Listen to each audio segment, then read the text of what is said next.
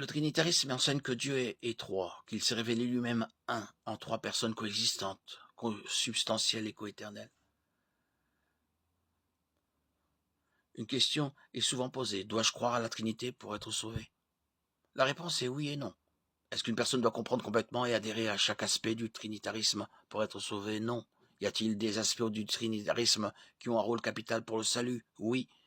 Par exemple, la divinité du Christ est un point fondamental de la doctrine du salut. Si Jésus n'était pas Dieu, sa mort n'aurait pas pu payer le prix de la peine infinie due pour le péché. Seul Dieu est infini.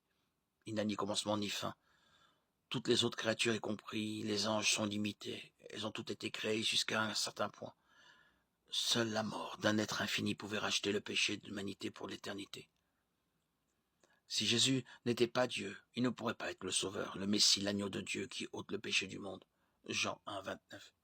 Une vision non biblique de la nature divine de Jésus a pour résultat une vision erronée du salut.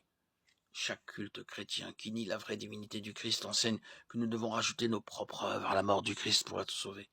Or, la vraie et complète divinité du Christ, qui est un aspect fondamental du trinitarisme, réfute totalement cela.